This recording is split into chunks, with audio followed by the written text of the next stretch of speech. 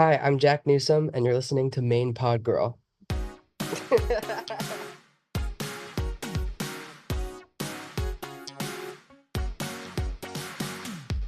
Hey, welcome to Main Pod Girl, a podcast made by Popheads for Popheads. Every episode, we'll be diving into all kinds of pop culture topics with some of our favorite artists and music commentators. I'm your host, AJ Marks. And today's special guest is someone I interviewed a couple years ago, but I've wanted to have him on the show for a long time.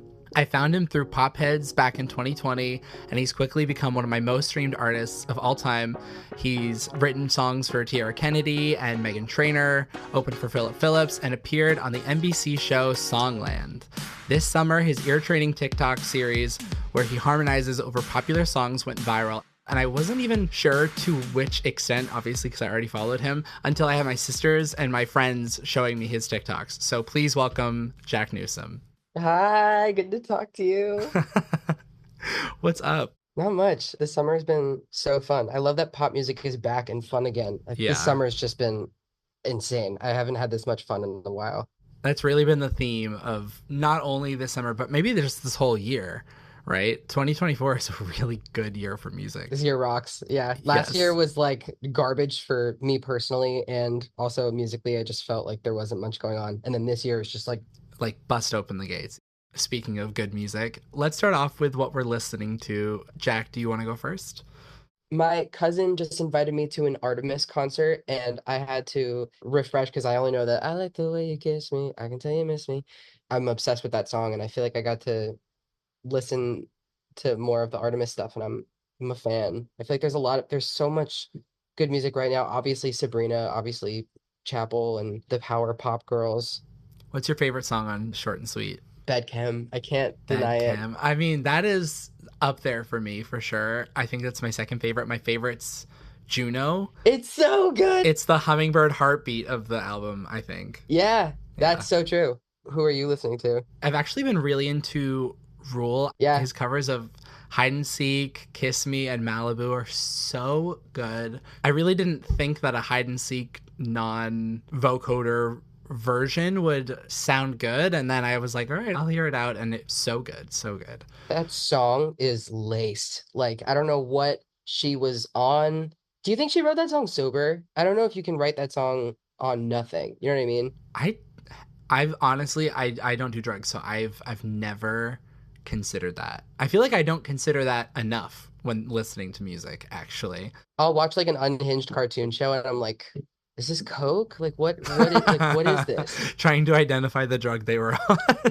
But also it's not sustainable. So like half like all the SpongeBob stuff, I'm like, you can't clock in that frequently and do drugs. So they might just be unhinged people. And the same thing with Imogen and like all these crazy, but a lot of like musicians like will get into all sorts of stuff, but not anybody who has like a long lasting career, I guess. But I'm also listening to Dochi's mixtape. Denial is a River is so good. I'm so impressed with everything she does.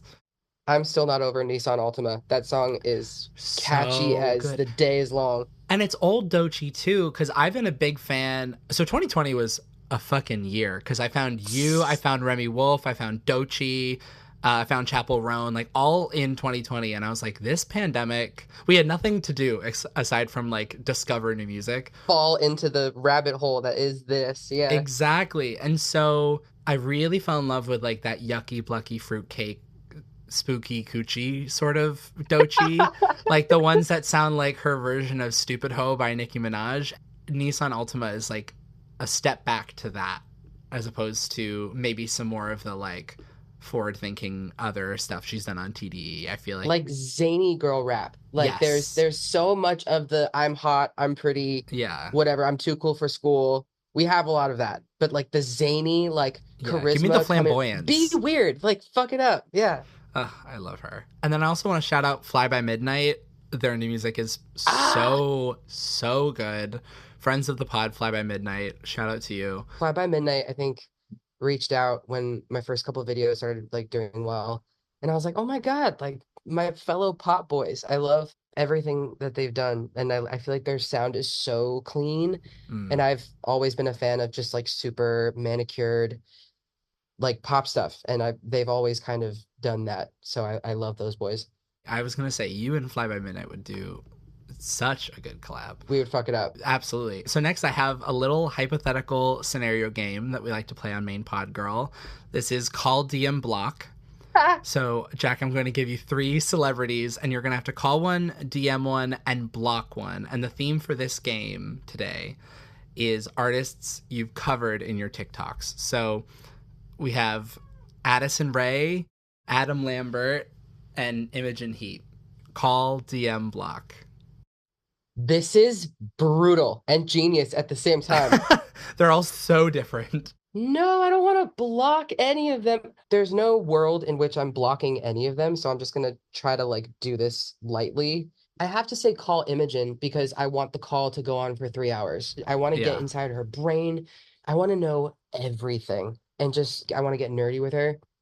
I would DM, well, I've already DM'd Addison because she was super nice on TikTok and she like shared and commented and reposted and all this amazing stuff. So she was like, I'm a fangirl and all this stuff. So I feel like she would be my I DM. love that. But there's not a world in which I would block Adam because he was the first like openly out gay singer that I ever saw do the damn thing and do it and not say sorry. And then lean in harder. Yeah. And like, I feel like he really opened doors in a way that people only talk about now because the doors have been bust open by him and he got so much backlash. And I can't believe I blocked him in this segment, but I want to meet him so bad. And I feel like writing for him, like hanging out with him would be so easy stories too. Let's get into some questions. I want to start by talking about your most recent single, Simple, the Worm song. I love it. Was this song born from the I would still love you if you were a worm line, or did that come later and then it just like stood out the most and that's why it's like parentheses, the worm song? I knew that I wanted to use that in a song, but I had started the chorus. Loving you is simple. I like started with that. This was the first 100%er song that I had done in several years. I was kind of booked out on my calendar by my team at the time, and I was so slammed that I never really found time to work by myself, which is kind of how I started and what I fell in love with doing and like in my garage growing up. So it was really nice to kind of get back to basics and write from a place of taking time with stuff and being like, I know I want to use this, but I want the chorus to be unrelated. And I want to, I don't know, it was nice to kind of build it over the course of a few days. And then I think I did like the whole song up to 95% of it, like in one day in my mom's basement in New Jersey. And I knew that I wanted to be just a pure love song. And my dad used to give me shit for having really complicated songs. So I wanted to call it simple and I wanted to be this middle finger kind of like I can write a simple song. And yeah, it's been really cool. The love has been really genuine. It hasn't gotten playlisted or it didn't do anything really significantly on streaming services, but I also haven't been very consistent with releasing because I've gone through so much up and down. And yeah, I don't know. I'm really stoked to be getting this TikTok series has like given me kind of a new found hope for my artist project that I lost at some point, and I still need to do a debut album. So that's kind of my first order of business. I want to give people something to like sink their teeth into. I feel like I have to say I'm sorry like out the gate because of how inconsistent I've been, and the people who have followed me for a while have been kind of like, where the hell have you been? And I'm like, I don't even have the time to like tell you all the things that went right and went wrong. But yeah, no, I feel like like the timing of it is building up to be perfect for this next like chapter. I think all these singles that I put out are going to be just standalone singles, and I'm really stoked to kind of give people like an actual project, like a world, and kind of what I should have been doing this whole time, but told I wasn't allowed to do. So Yeah, I think the model's changing now. I mean, we both kind of like grew up in that because I also started singing and performing and touring and stuff when I was like 10. So I like saw that old way of doing things was just like play a bunch of live shows and then people will follow you on Facebook or buy your CDs at your concerts or whatever. And it's like everything is different. Yeah, everything changed so much with social media. And then it became all digital and it became all about like getting followers and whatever. And I feel like that's And then it was also like you can't release big bodies of work until you like really really ramp it up and you have all these, one-off singles and you have EPs and things like that. And now I feel like the model, and I don't exactly know how yet, but I feel like it's changing because I see all these artists that are, if anything, losing momentum because they're not keeping their core fan base interested with big bodies of work. And so I feel like, I don't know. I don't know what like innovation has really really changed, but I feel like it's so hard to be in the industry sometimes because you have to unlearn everything you knew about the industry from like 5-10 years ago, and you just have to like get a new rule book out. And you think even if biggest artists in the world, one of which we were talking about before this podcast, who I won't name, you get so kind of stuck in your ways and stuck in your like, this is how the music industry works, and you gotta adapt to the times and realize it's not going to always be the same way. Learn the rules to break them. I Yep. feel like that's the one truth in my entire career. And it's been like a weird, I feel like I'm so far away from all the things that I want. So it's weird even calling it a career, but like I'm past my first publishing deal, past my first record deal, like past all these like benchmark moments that I thought were basically unachievable. Yeah. It's me and my lawyer right now. Like it's been that way for the last year plus, and it's a weird place to be in, but I feel like with zero cooks in the kitchen, I'm like, wait, I'm also a cook. Let him cook. No, literally, like I feel like I wasn't allowed to cook, which is a weird place to be in Hmm. and very stifling. I love knowing the power of a single and waterfalling and keeping people, baiting people, getting them to invest and know that there's something big coming. Like that should be how an album rollout should be. Like when I release this album, I have to keep calling it an album so that people don't like get it twisted. It will be an album. And when it comes out, it'll be incredible because it'll be more than these singles that like need to be short enough, but like long enough. There's too much hoopla about things that don't matter, about time of Hmm. a song, the tempo, about all of these different things. Like none of these things alone matter. Like I thought for the longest time I wanted to be like Julia Michaels and have the hits with other artists and then drop myself. And it just didn't work out like that. Like I had Songland, which was amazing, but it was the truest definition of 15 seconds of fame. Like I was on screen for maybe 5, 10 minutes. And it changed my whole life in the coolest way ever. But it wasn't the springboard that I thought it was going to be. And I think that expectation is the killer of everything. Like when as soon as this project starts to come out, my expectations will be kept at zero because I can no longer afford to be like let down. The songs are what they are and they will be what they will be to people. And I'm really excited for people to experience them because I've written them with some of the most brilliant people, like my old publisher, Shane McAnally, who was on the show with me on Songland. We've written recently a bunch of songs that I'm obsessed with. Yeah, I don't know. I've lived a lot of life that I think I needed to live in order to be here. There's not too much that's like locked in, but I'm stoked that now, having said all this, that you can hold me to all of it. Yes, yeah. And that self doubt is so real. I mean, some of my favorite artists, right? Like Chappell Roan was talking about how a couple singles before her album, she was like, yeah, I could just pack it all up and go right now. Like Bonnie McKee, she a couple times gave up on being an artist and being like, yeah, it's not going to work out in the way that I thought it was going to, where I'm just going to debut at number one because I wrote all these Katy Perry songs. It's a tricky place to be when you expect certain things or when you think it's going to go a certain way and you try to have a concept in your mind and you have other people telling you how it's going to be, and then it just never is that way. And Yeah, it's not linear. I don't know if you've seen her on TikTok, but there is this woman. Her artist name is Blonde in Car. Have you seen her? no, wait, what is this? She's like 60 years old and she started her artist project 2 years ago. Oh, I love that. I met her in person recently.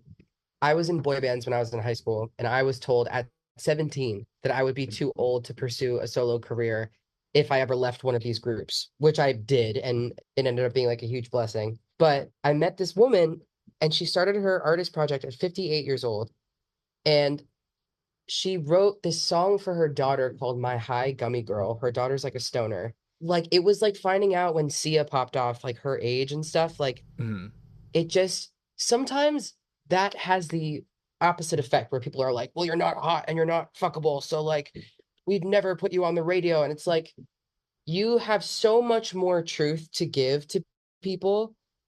And the fact that age kind of ever played such a important role in music was such a like letdown for me. And like I'm obsessed with this woman. I'm listening to a real song about a real woman who has real love for her daughter. That's like one of the biggest perks about TikTok and this generation being online. They see through everything. Like to think that the audience is dumb is a totally antiquated thought now. You have to Yeah. assume the best in people online because there are a lot of really smart people. Like if you think someone's lip syncing on a video, you're gonna skip it. At least that's what I do. That's what I do too. No, for real. And like that's what if I see someone lip syncing on my thing now, I scroll. Give it to me real. That's what TikTok has taught me, and I love it so much. Unless it's something in which it's about the layers and it's about the like full product and the whatever. Right. But yeah, It's if they're making it look, and I used to do this, so I can shit on this because I used to do this.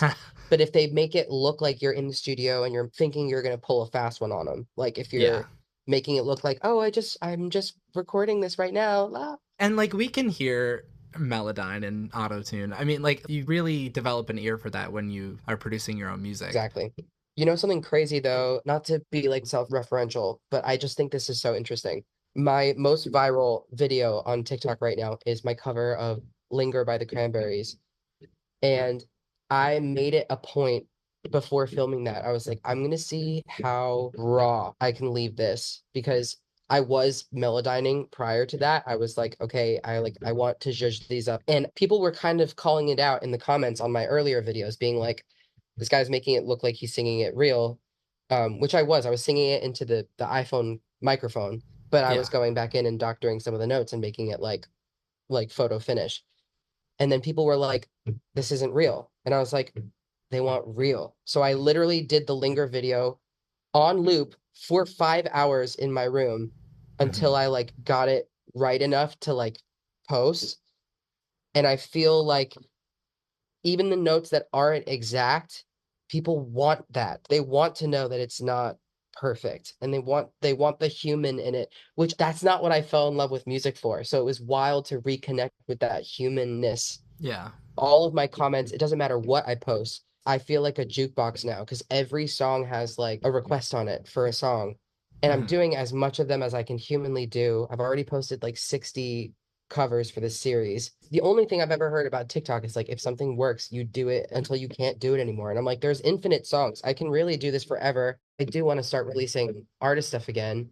And people in the comments are like asking for it too. They're like, you should release music. I'm like, check out Spotify. Like I got stuff out there for you and there's more stuff coming. So make sure to like stay tuned. But it is wild. Like in this day and age, it's really tough with new intellectual property. I now understand why the studios and why big companies are really scared to drop original stuff because it's not that it doesn't exist. There's plenty of original content and ideas and stuff out there.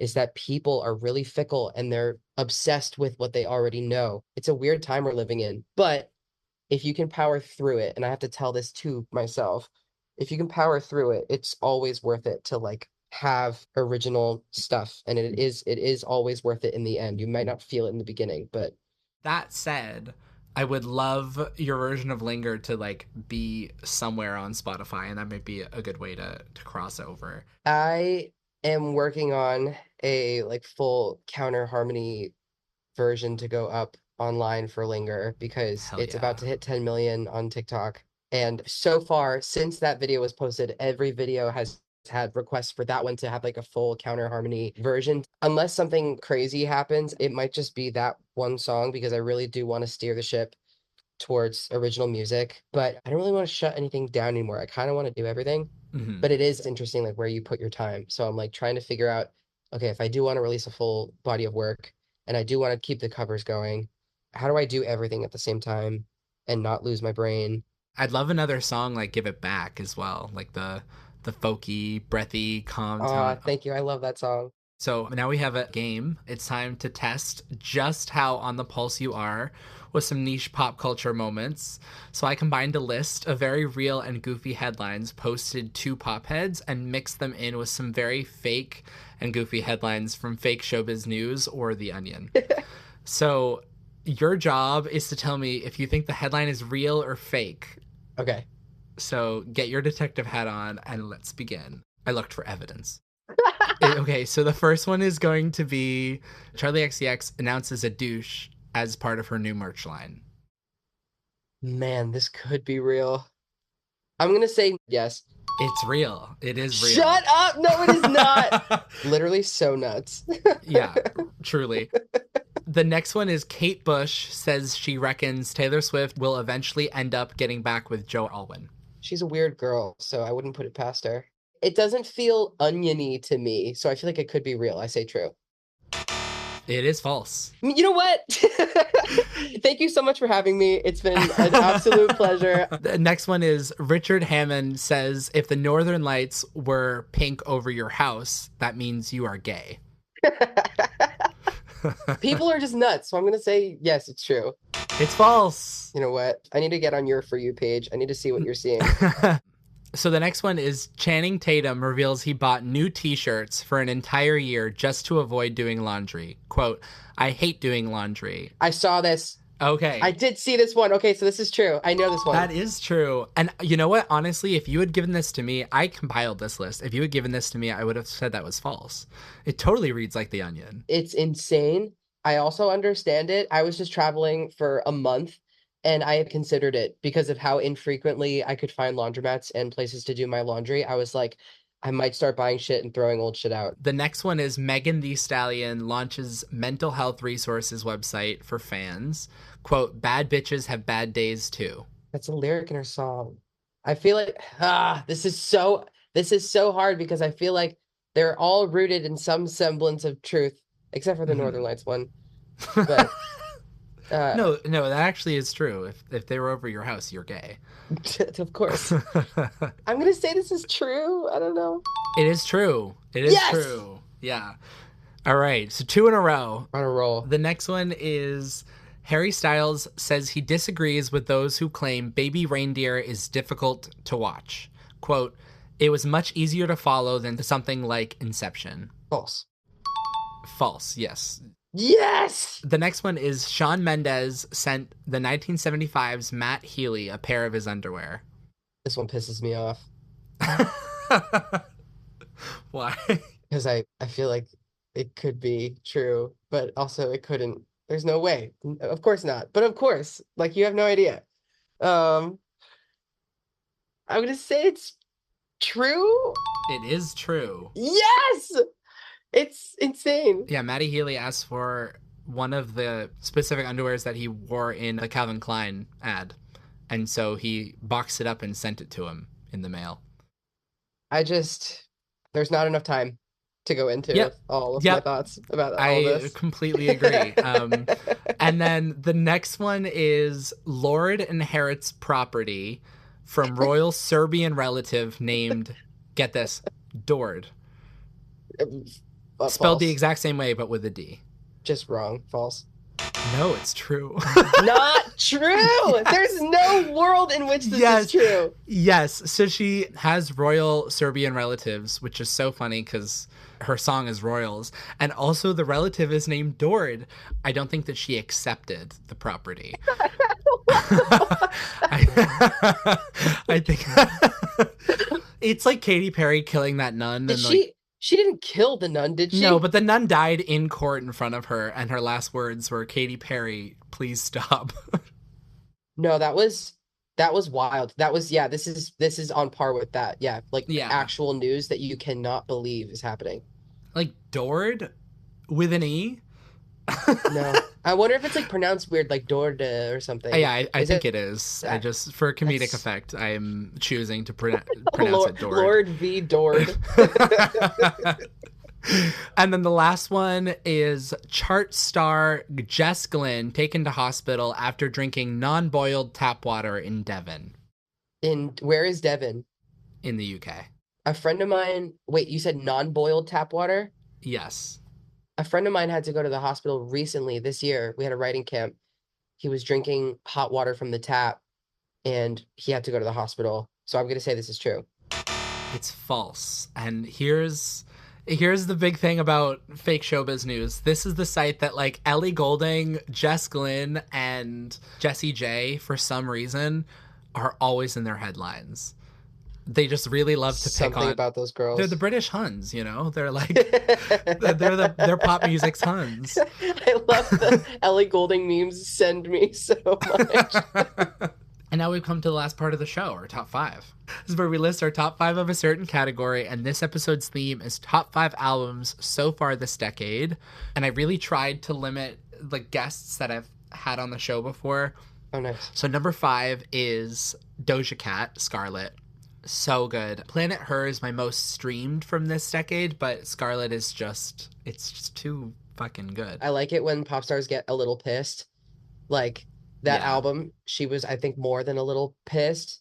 And I like that she poured it into her music instead of like getting herself into trouble. Like I think that's what a real artist is meant to do, is to channel. And she did a really good job channeling on that project.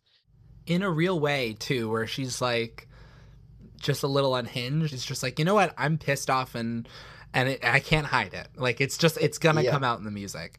And then number four is Maggie Lindemann, Sucker Punch. Maggie's amazing. Number three is Plastic Hearts by Miley Cyrus. You do not have her on there. Like, what else can I say? It's Plastic Hearts. It's the Miley comeback album we should have had. Number two is Chappell Roan, The Rise and Fall of a Midwest Princess. I mean, I've been listening to it this whole decade, right? Because the first couple of songs came out in 2020 and then a couple more in 2021 and a couple more in 2022. And so it really feels like it's really evenly distributed throughout the whole decade. And then my number one is Juno by Remy Wolf, because that album is so incredible and so weird and quirky, and Solomonophonic really did his shit. Like, there's something about a producer and artist duo that is just like, if they strike gold, there is like nothing like it, you know? No, it's crazy. Their synergy, it should be studied. And also, I recently learned that her lyrics have like meaning. I know that sounds like a really No, I like am the kind of same like way. awful. I had no idea. I thought they were all just like Cinderella. I was like like Cinderella making babies on the company's time. And then I saw her Genius interview and she was like, "No, I'm literally putting out songs like it's my job because it is my job. I'm like printing babies." And I'm like, "You're you're making sense? What do you Yeah. mean?" Yeah.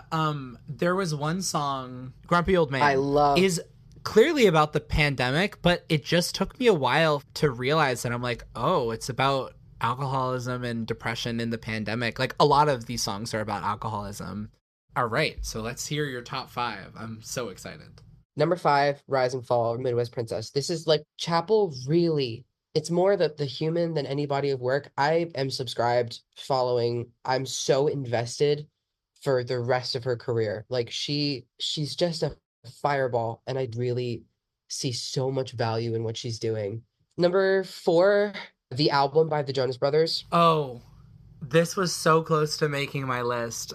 It is such an underrated album. It's Thank so you. good. When you did Thank Wings, I was like, you. okay, so Jack gets it.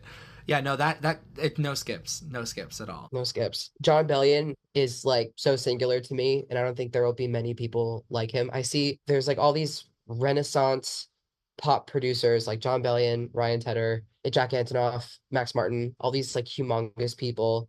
And John being one of the more recent ones, I feel like has gotten so scrappy.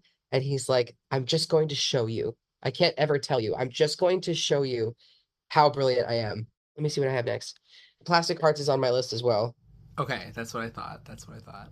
When Plastic Hearts came out, my sister and I were in Big Bear together for Thanksgiving, and we just listened to these songs in the car. And my sister and I have really polar opposite tastes in music. And if an album comes out, we generally have like yin and yang. Her favorites are my least favorites, and vice versa. And this album, we were both like, damn, this whole project, start to finish, has something in it. And having Ryan Tedder and John Bellion on the same project is just lethal. Number two is kind of a wild card. It's The New Abnormal by The Strokes. Oh, hell yeah. Contrary to what we were just talking about, I didn't have that angsty, rebellious, rocky of like a teen adolescence, whatever. I've always been such a pop fanatic, but that album to me like was such a reminder that you can have a perfectly crafted top line over the absolute rock essentials. Like you can have a drummer, a guitarist, a bassist, maybe some like synth stuff going on stage, but like you don't need anything else to have like the most kick-ass songwriting ever just shine. Also, this was very nostalgic and like specific to a person that I was talking to. But I don't know, like I don't think I would have sought this project out by myself, but it made me like I think it definitely changed my taste in music a little bit. And I was like, oh, this is like sick. I would die to see this live. And then number one is Short and Sweet. The fact that her songwriting seamlessly to me was going between these perfectly crafted pop bangers and then getting super Shania and then getting super classic rock. I was like, she is hitting all of my favorite reference points right now. All right. Thank you so much for coming on the show. This is awesome. AJ, I love a good yap session with you. Thank you for having me on. Yes, we always yap. That's the thing. Thank you so much, Jack, for joining me. And thank you to Noah for the theme music. Make sure to rate and review us on whatever podcast platform you're listening to us on right now. And I'll see you in the next one.